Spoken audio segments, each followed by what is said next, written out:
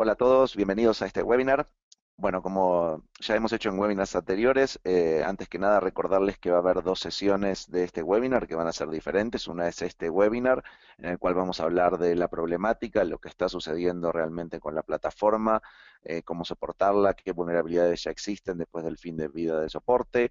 Y el miércoles que viene vamos a tener una demo técnica en vivo a cargo de Oscar Castro que va a mostrar específicamente cómo funciona todo esto si lo tuvieran que ver en su propia infraestructura, ¿no?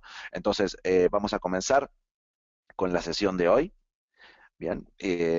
Lo cual el título es muy claro y habla de que después del 14 de julio sucedió algo con Windows 2003, pero yo no voy a dejar de utilizar mi infraestructura Windows 2003 de un día para el otro.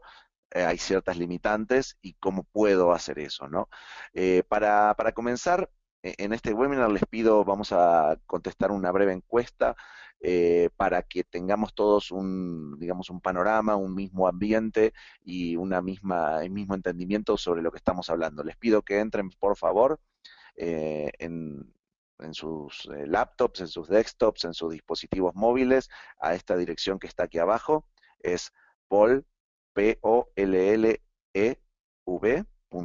polev.com/trendmicro, donde van a aparecer ciertas preguntas, o sea, pueden acceder desde cualquier dispositivo, y vamos a ir viéndolas en pantalla específicamente, las respuestas y cómo ustedes están. La primera pregunta es para saber cuántos servidores con sistemas operativos Windows Server 2003 tienen hoy en día. Eh, las respuestas son autoexplicativas. Bien. Eh, Hay personas que tienen de entre 10 y 19, menos de 10, ninguno, más de 100. Bien. Estamos viendo bastantes respuestas, o sea, hay una infraestructura bastante importante. Dense cuenta que por más que las respuestas son pocas, las de más de 100, o sea, es importante tener en cuenta que es una plataforma que todavía sigue existiendo, ¿no? Vamos a esperar algunos resultados más.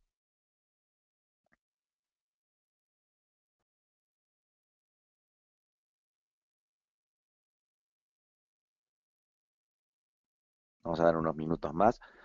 Es importante porque por la relevancia que tiene este webinar, ¿no? O sea, para tener en cuenta que todavía existe la plataforma Windows 2003 y lo que va a suceder de aquí a futuro también con otras plataformas de Microsoft. El fin de vida de una plataforma no quiere decir que se deje de utilizar específicamente. Entonces, vamos a pasar a la siguiente pregunta. Muchas gracias por sus respuestas. Y la siguiente es, ¿cuál es la estrategia para mantener seguros y operativos estos servidores ahora que no hay más soporte en parte de Microsoft, ¿no? Las respuestas son, voy a seguir como estoy, no tengo planes para el corto plazo, estoy pensando en asumir los costos del soporte extendido de Microsoft, estoy buscando opciones para que me permitan mantener esta plataforma. Vamos a ir con las...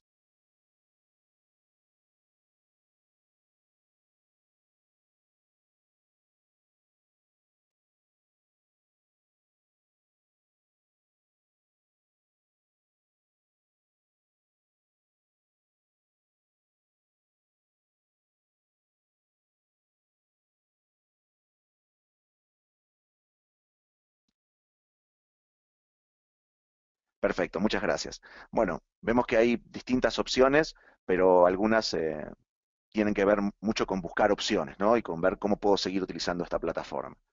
Y lo vamos a hablar a lo largo del webinar. Muchas gracias. Y la última es, ¿cuál sería el impacto que sufriría su plataforma, que sufriría su organización si su plataforma de Windows 2003 se ve afectada? Los impactos se dividen entre operación y continuidad de negocio, sufrir brechas de seguridad, y el otro gran tema que también es importante y no debemos dejar de tener en cuenta es el de no poder cumplir con las auditorías internas.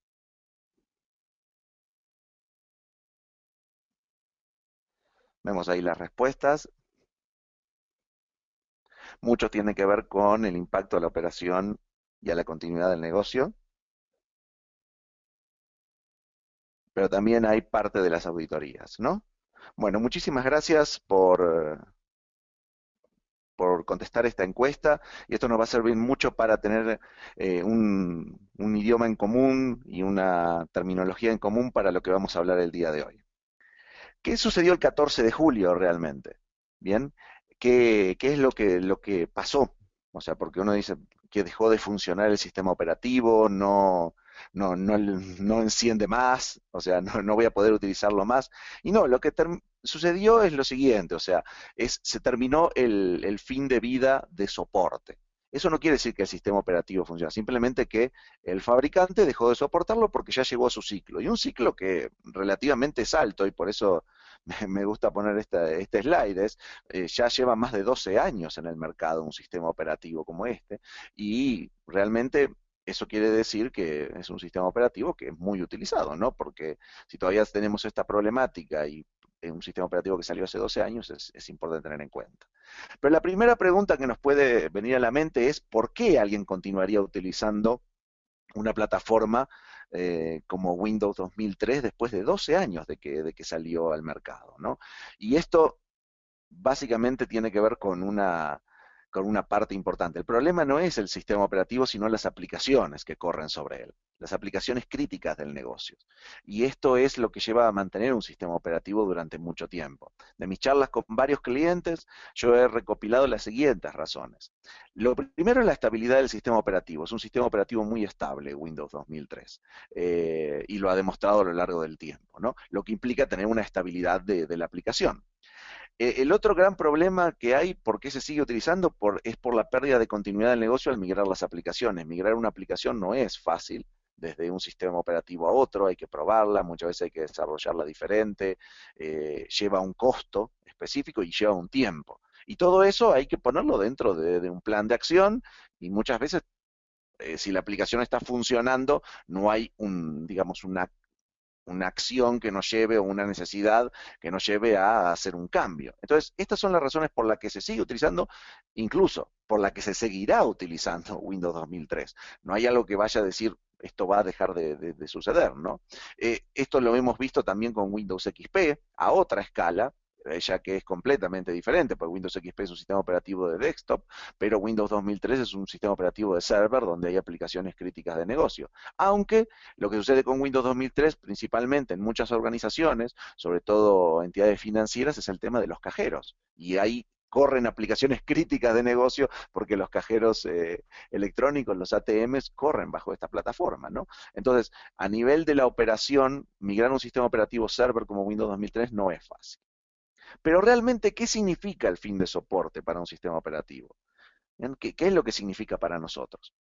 Y ahí yo tomé directamente de la página de Microsoft y lo dice muy claramente. Lo que significa es que no van a recibir más parches de seguridad o lo que llaman security updates para ninguna versión de Windows 2003 que terminó el 14 de julio de 2015. Entonces, Microsoft dice si todavía están corriendo Windows 2003, o sea, es algo que deberían de pensar y de considerar en el data center, ¿no? Y algunas opciones que pueden tener en cuenta. Pero esto tiene que ver con lo siguiente, traducido. La traducción de esto es que las nuevas vulnerabilidades descubiertas en Windows 2003, como dice el comunicado, no tendrán parches de seguridad. Recordemos que las vulnerabilidades no es algo que dependa de si un sistema operativo está en soporte o no, o si está en fin de vida o no. Las vulnerabilidades son problemas en el software que fueron introducidos, o sea, accidentalmente por los desarrolladores al no comprobar ciertas partes de seguridad, y esas vulnerabilidades existen desde que nace el primer sistema operativo, desde que se instala el primer sistema operativo, hasta que el último está instalado. O sea, no depende que haya fin de vulnerabilidades porque hay fin de vida. Lo que hay fin es de los parches que resuelven esas vulnerabilidades. El otro punto es que las vulnerabilidades no van a ser documentadas ni reconocidas por Microsoft. Y este es un punto que ustedes tienen que tener muy alerta y muy en cuenta. No van a aparecer en ningún boletín, no les va a decir en ningún boletín, la plataforma Windows 2003 está afectada por esta vulnerabilidad. Y esto es importante porque no se va a poder evaluar correctamente el riesgo. Pero, ¿qué es lo que pasa del otro lado? Los cibercriminales van a obtener esta información sobre los parches para otras plataformas. O sea, cuando salgan un parche para Windows Server 2012, por ejemplo, o sea, uno va a decir, ¿y este parche que salió, no será que afecta también esta vulnerabilidad con esta prueba de concepto a Windows 2003? y simplemente van a hacer ingeniería inversa para explotar esas vulnerabilidades en Windows 2003. También, o sea, es un punto que van a tener un arma disponible, como siempre hemos dicho, que son las vulnerabilidades para las cuales sabemos que no va a haber parche. Pero siempre nos vamos a preguntar o alguien nos va a preguntar a nosotros realmente cuán grave es esto, cuán grave es que no haya esos parches. Bien, ¿cuál es la posibilidad de que suceda esto? Y para evaluar esto, nosotros tenemos que hacer dos cosas. La primera es pensar en el antes y el después del 14 de julio. Son los puntos que tenemos que considerar. O sea, porque hay algo que sucede antes del 14 de julio y algo que sucede después. Vamos a empezar qué pasó antes del 14 de julio. Piensen que todavía el 14 de julio no llegó y que estamos todavía con una plataforma que tiene soporte, ¿no? Yo siempre utilizo esta página que da muy buenas estadísticas sobre las vulnerabilidades y se llama CVE Details, o sea, nos dice específicamente, por ejemplo, ustedes pueden buscar por vendor, por plataforma, cuáles son las estadísticas de vulnerabilidades. Si ustedes se dan cuenta, hasta antes del 14 de julio, en el 2015, ya habían salido 36 vulnerabilidades de Windows 2015. O sea, no es que era algo de que no van a salir ninguna ni nada, y cada vez se van a encontrar menos, ¿no? Entonces, en un total de 414 desde su ciclo de vida de 2003, desde que se encontró las primeras plataformas, las primeras vulnerabilidades, ¿no? Entonces, esto es el primer punto. O sea, los sistemas operativos, incluso de los servidores, como hemos analizado hace mucho tiempo, el problema que tienen específicamente es que no se pueden poner los parches inmediatamente. La solución no es que esté el parche, sino que el parche se aplique. Y en un sistema operativo de producción, donde corre una infraestructura crítica, el área de seguridad puede recomendar poner un parche, pero el área de infraestructura a la hora de aplicar el parche va a evaluar otros riesgos. Muchas veces no se saben específicamente ni qué vulnerabilidades hay en el servidor, qué parches debería poner o no. O sea, porque no solo hay que pensar las vulnerabilidades del sistema operativo, sino de las aplicaciones. Entonces, la vulnerabilidad sale, como vamos a ver en la gráfica que sigue, pero el punto es que todavía el parche no está disponible. Y yo me debería de preguntar, si está la vulnerabilidad, ¿cómo me protejo si aún no están los parches? Acuérdense que todo esto es antes del 14 de julio, pensando en que ya hay sistemas que incluso no tienen los parches al día del 14 de julio. Mi experiencia y lo que me comentan los clientes directamente es en un sistema de producción. Bien, y voy a hablar del sector financiero para poner en un sector de los que me reúno con muchos clientes. A mí siempre me dicen, o sea, entre que sale un parche yo tengo más o menos entre 30, 60, hasta 90 días tal vez para ponerlo. Y hay algunos servidores que son muy críticos a los que no se les puede aplicar parche. Pero imagínense que estamos antes del 14 de julio y salió el último parche. El gran tema es si ya puedo aplicarlo, si no va a impactar en una aplicación. Y si no puedo aplicarlo, ¿cómo me puedo proteger? ¿No? ¿Por qué? Porque es importante entenderlo. Porque siempre se evalúa un riesgo. Y ahora vamos a ver un poquito más adelante cuál es este riesgo y qué preguntas debería hacerme. Y el costo de una acción ante un riesgo tiene que ver cuando el costo de asumir esa vulnerabilidad es mayor que el costo de repararla. Un ejemplo fácil es, si tengo este servidor y hay una vulnerabilidad y esto afecta a la operación, bueno, voy a perder, no sé, 10 pesos en el año. Muy bien. El costo de reparar la vulnerabilidad es 20, entonces asumo el riesgo. Pero en el tema de las vulnerabilidades, lo que hay que entender es que las vulnerabilidades se descubren. Y como vimos en el webinar pasado, si tuvieron la posibilidad de asistir en el tema del Hacking Team, o sea, el Hacking Team tenía fácilmente, al menos, o sea, de las que se han descubierto eh, en, esta, en esta primera investigación, al menos 5 vulnerabilidades de día cero relacionadas con Microsoft Internet Explorer, con la plataforma Windows, con la plataforma Flash y con la plataforma Java. O sea, todo depende de quién la descubra y quién la compre. Entonces, el riesgo puede ser alto o puede ser bajo. Dependiendo si la descubre alguien bueno, hay que esperar que la vulnerabilidad sea pública y si hay un exploit. Estas vulnerabilidades que vimos del Hacking Team, todas tenían exploits con pruebas de concepto. O sea, era posible para alguien remotamente ingresar a un sistema, comprometerlo sin ser detectado utilizando una vulnerabilidad de alguna aplicación. El riesgo sube abruptamente cuando el exploit se automatiza. Por ejemplo, en lo que comentábamos en el webinar anterior, al haber esta fuga de información de lo que le robaron al Hacking Team, esa información quedó en manos de investigadores, como puede ser Trend Micro, con manos no sé, de agencias de la ley, como puede ser la Interpol, el FBI, pero también en las manos de los cibercriminales, porque está disponible a todos. Y eso implicó que el exploit, o sea, y las vulnerabilidades para poner que vayan a ser explotadas por esa herramienta, fueron incluidas en lo que llaman exploit kits. Y ahí sube el riesgo ampliamente, porque cualquiera la puede explotar. Pero antes del 14 de julio, recuerden, la solución era si el fabricante publicaba el parche. Y como yo siempre digo, el problema es si se aplica. Pero muchas veces no se puede aplicar este parche. El no aplicar este parche, hay que entender por qué. E imagínense que el parche está disponible, es una de las problemáticas, estamos hablando antes. No sé qué parches poner muchas veces, tengo que probarlos antes, tengo que conseguir la ventana de mantenimiento, tengo que reiniciar los servicios o los servidores, tengo que ver si ese servidor va a reiniciar bien, si la aplicación va a funcionar, si la aplicación con el tráfico de producción va a funcionar. Tengo que medir el impacto de aplicarlo. Alguien me va a decir, ¿y si aplico este parche, cuál va a ser el impacto sobre las aplicaciones? Tengo el problema de sistemas viejos, que es exactamente este que hablamos hoy, o aplicaciones propietarias. Y todo eso nos lleva a tres partes que nosotros tenemos que asumir, que son los costos operativos, los riesgos y el afectar la continuidad del negocio. Entonces es muy difícil asumir esos riesgos o esos costos por alguien. Entonces lo que esto lleva como consecuencia es que los parches realmente no se apliquen.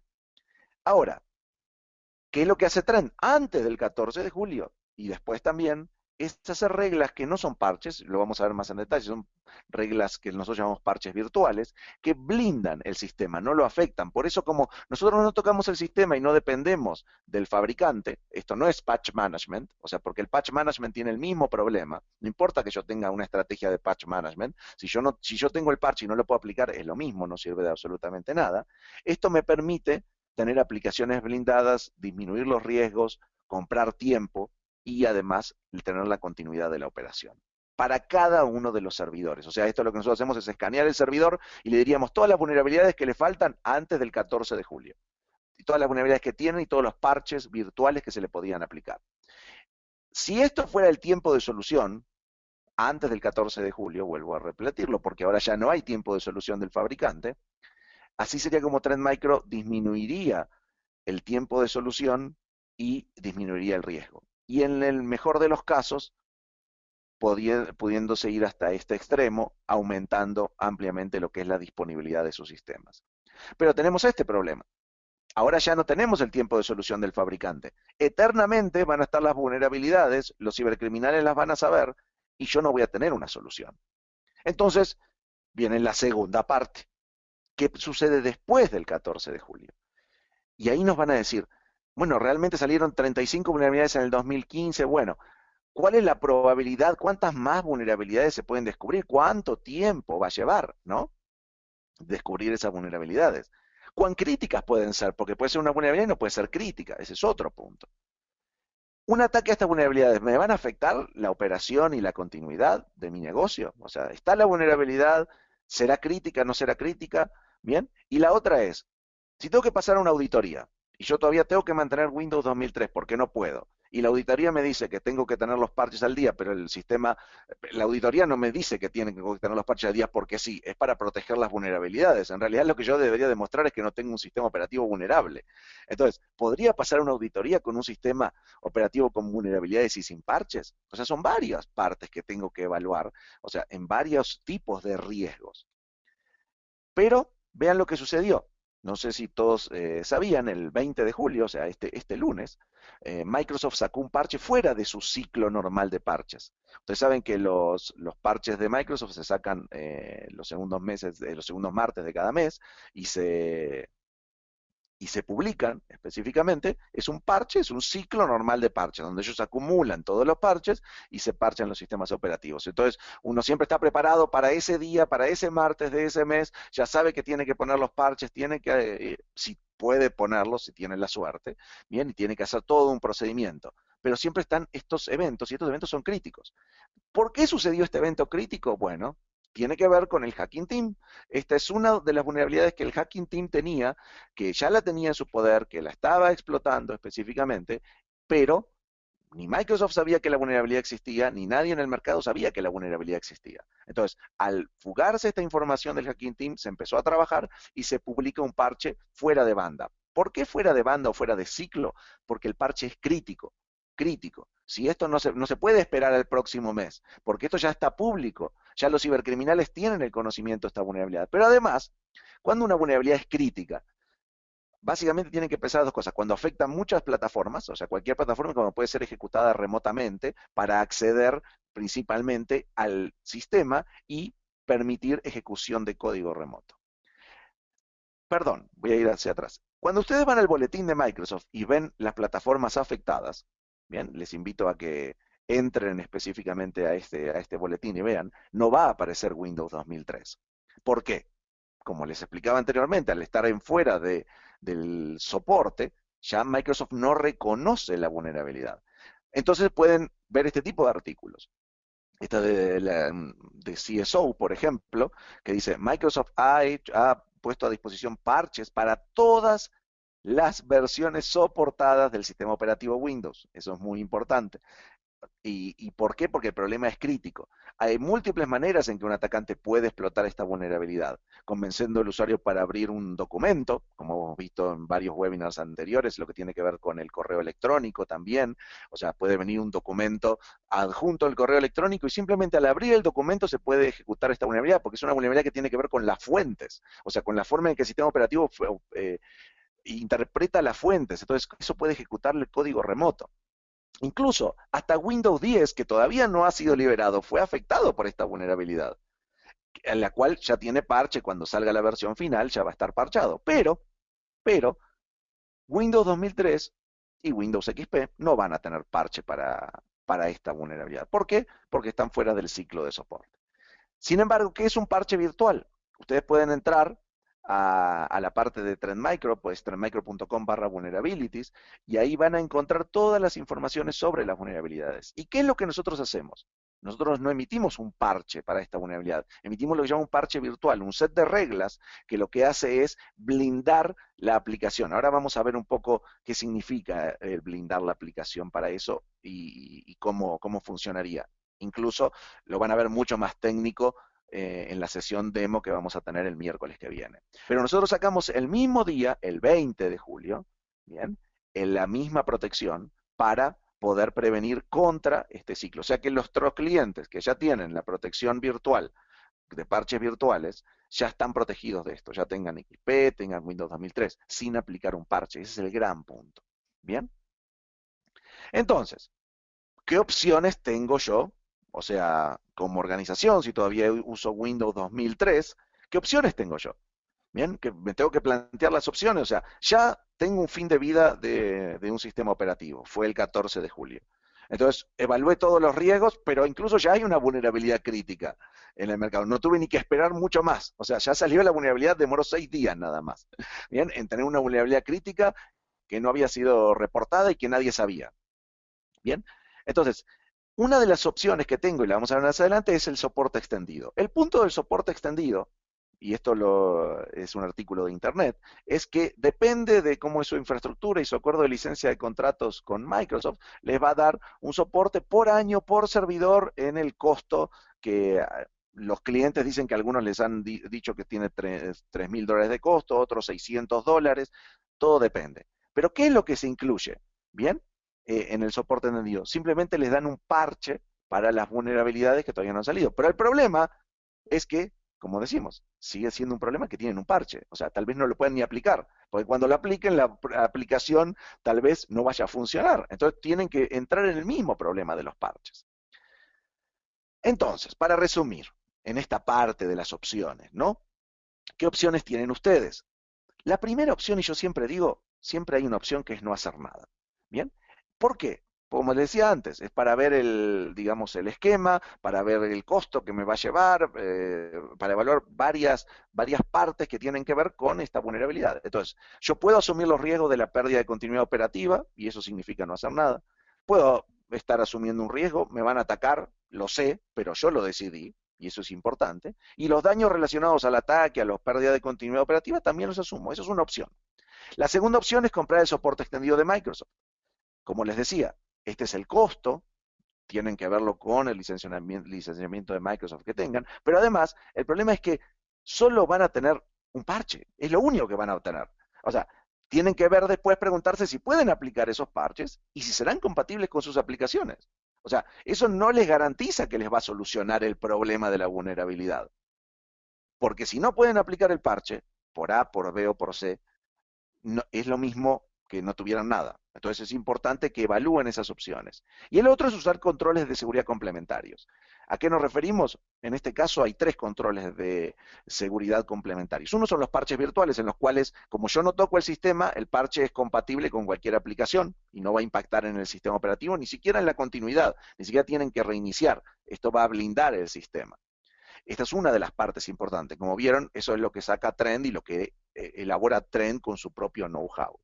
La otra es tener sistemas de monitoreo de integridad en esos servidores. Si ustedes van a tener un ataque en esos servidores y algo va a suceder, algo va a cambiar en ese servidor, o le van a subir un proceso en memoria, o le van a crear archivos, o le van a borrar esto, o le van a modificar una página web, o van a modificar el archivo de host, etcétera, etcétera. El monitoreo de integridad lo que hace es saber exactamente qué cambios sucedieron, hacia adelante y hacia atrás, en su servidor. Entonces es una parte importante para saber si el servidor está siendo atacado o no. Y otra de las estrategias tecnológicas es el tema del whitelisting, de las listas blancas. Esto funciona para ciertos tipos de servidores, pero puede aplicarles a ustedes. Ustedes son los que decidirán cuáles de estas estrategias o si van a incluir todas o alguna nada más. El whitelisting es lo siguiente, es considerar este servidor que yo no sé que está acá, que está funcionando, y hacerle una lista blanca. Entonces dicen, no se instala nada en este servidor que no sea algo que yo apruebe o que esté dentro de esa lista. O sea, nada podría modificar ese servidor.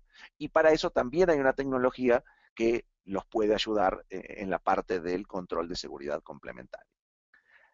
Vamos a hablar del parcheo virtual y tiene que ver con esto. El parcheo virtual ustedes tienen que pensar siempre que ustedes no solo tienen el sistema operativo, en este caso Windows 2003 Server, con vulnerabilidades, como ya vieron. Estos como agujeritos de bala son las vulnerabilidades. También tienen aplicaciones, base de datos, servidor web, todo esto está corriendo sobre los servers. Y ustedes tienen dos partes que pueden atacar esto. Los ataques, bien, que puede explotar la vulnerabilidad, y si tengo que poner un parche, en el caso que tuviera un parche para poner, que es lo que no va a pasar y que ya no sucedió después del 14 de julio, esto va a impactar la disponibilidad. El ataque me va a impactar con brechas de seguridad, me pueden bajar el servidor, me pueden poner pantallas azules en el servidor. Y los parches específicamente también impactan la disponibilidad porque tengo que probarlos, porque si pongo el parche y la aplicación no funciona, impactan la disponibilidad, porque tengo que reiniciar el servidor o el servicio para probarlo. Y además de todo esto, tenemos el problema de que ya Windows 2003 no va a tener más parches. Entonces, ¿qué es lo que hace Trend? Sin tocar el sistema, sin importarle si está fuera del ciclo de vida o no, lo que nosotros hacemos es crear estas reglas, como las que les mostraba anteriormente, para blindar el servidor. Entonces, cuando viene el ataque, el servidor está blindado. La vulnerabilidad no puede ser explotada. Y esto es lo que hacemos con Virtual Patch. Como les decía, si quieren verlo más técnicamente, en la próxima sesión lo vamos a ver. Y esto tiene un beneficio amplio, es la disponibilidad de la operación, la continuidad de la operación y el poder seguir utilizando este sistema más allá del ciclo de vida, del fin del ciclo de vida que nos dice Microsoft. Ahora, viendo toda esta problemática, yo lo que quise crear es este set de preguntas que los pueden ayudar para saber qué decisión tomar. Las preguntas son las siguientes. La primera, deberían ver cuántos servidores tienen con Windows 2003, de acuerdo a las primeras encuestas que vimos, o sea, en el set de respuestas vimos que eran bastantes. ¿Cuáles son mis opciones para mantener estos servidores seguros, ahora que Microsoft no emite más actualizaciones de seguridad? ¿Cuál sería el impacto en mi organización al no tener más parches de seguridad desde Microsoft? ¿Cuáles son los costos asociados al tener que migrar a estos sistemas o las aplicaciones o comprar un soporte adicional para la plataforma? ¿Y qué opciones tengo y cuáles son los costos asociados a las mismas? Esto es lo que tendría que ver y lo que tendría que evaluar con las distintas partes de mi empresa, ¿no? Y por eso mismo, las acciones. Las acciones es evaluar este conjunto de preguntas con las áreas operativas, normativas y de riesgo en mi organización, probar las alternativas tecnológicas de controles compensatorios que tengo, a ver si son válidos para mi sistema o no. Esto es muy fácil. hacen una prueba, escanean el sistema, saben cuántas vulnerabilidades tienen, cuántos parches pueden aplicar, si quieren los aplican o no, al menos tienen una lista, todo esto se hace desde dentro de la aplicación, no se hace desde la red, se hace desde dentro del sistema operativo. Y la otra es invitar a sus colegas al demo técnico para que puedan ver cómo funciona, o sea, cómo funciona realmente esta solución, ¿no? Y hasta aquí yo quería plantearles esta problemática, las opciones, las alternativas que tenemos, y bueno, y quedamos abiertos a las preguntas.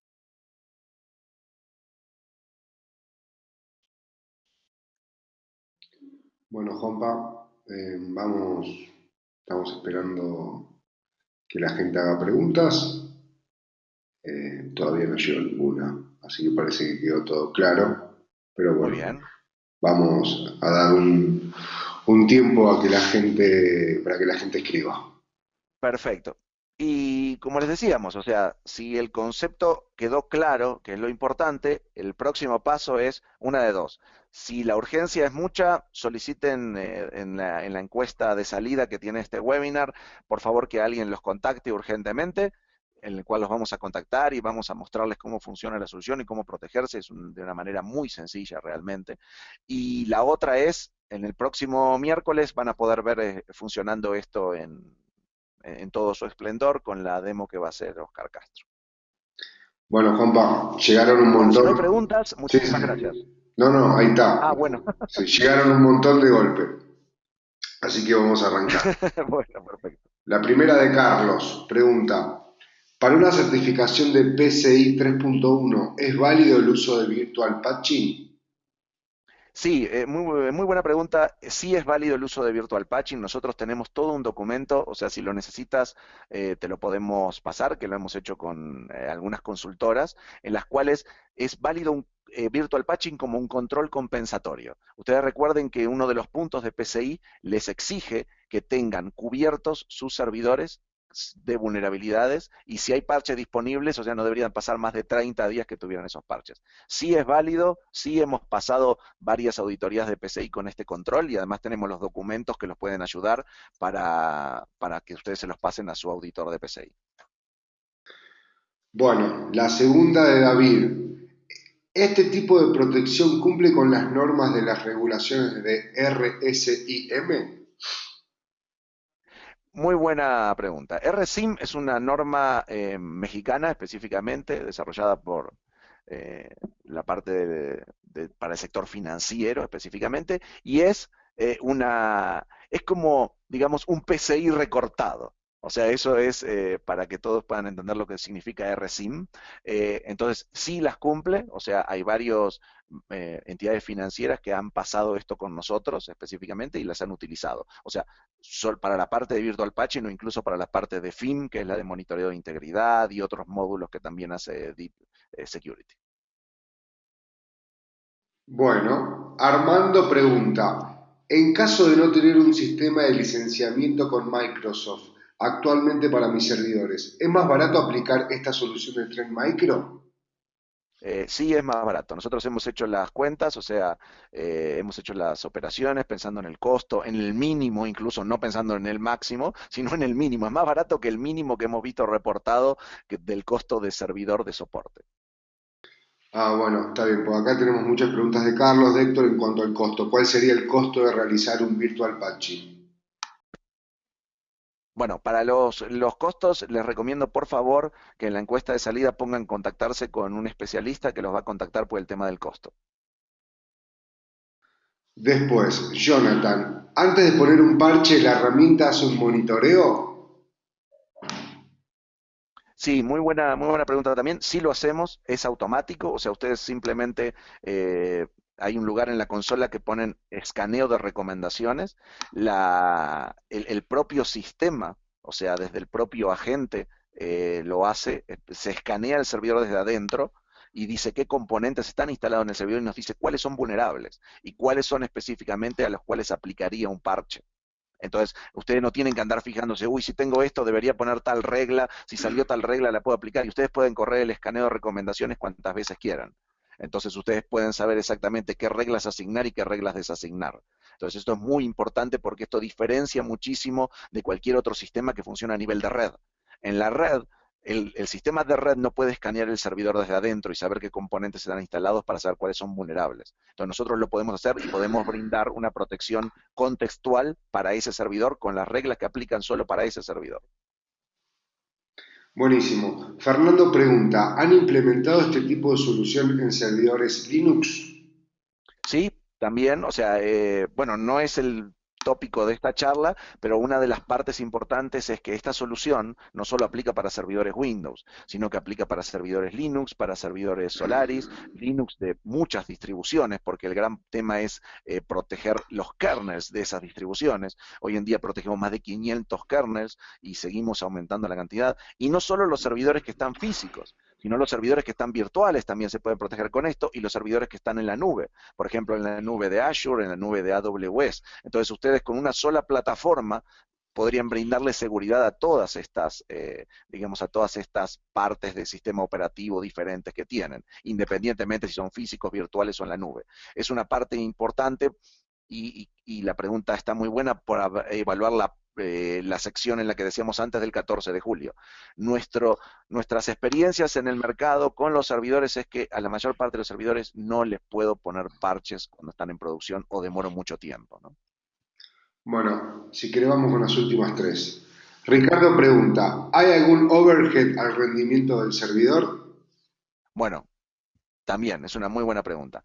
Eh, Cualquier cosa, o sea, pensemos que el servidor no tiene nada, cualquier cosa que le instale va a tener un overhead.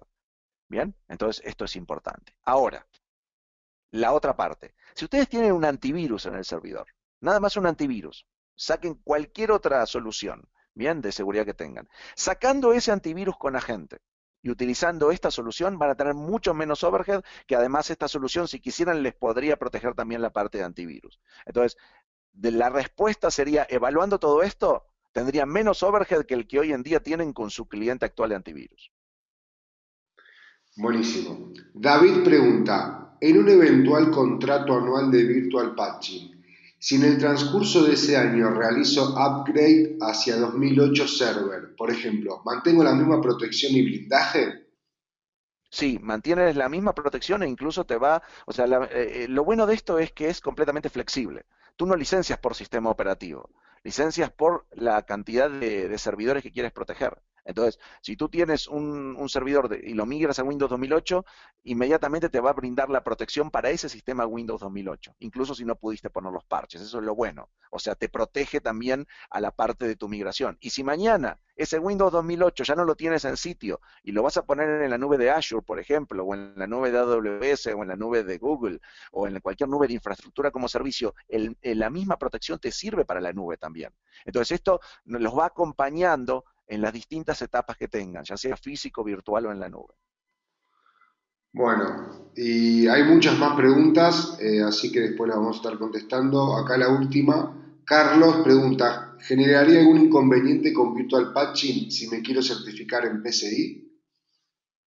No, es lo mismo que le decíamos, o sea, y para estas preguntas tenemos todo un set de materiales y de ayudas y de recursos para que ustedes vean lo fácil que es cumplir con PCI, y no solo en la parte de los parches, sino recuerden que PCI también les pide dos módulos y dos partes importantes, que es el monitoreo de integridad de archivos, el File Integrity Monitoring, que también lo hacemos, y la parte de inspección de logs en la parte de los servidores, que también lo hacemos. O sea, este es un sistema que fue creado principalmente para facilitar el compliance y para también robustecer la seguridad en estos sistemas. Sí los podemos ayudar, incluso si tienen que cumplir PCI, ya sea tanto local como en la nube, que es otro set de requerimientos, ¿no?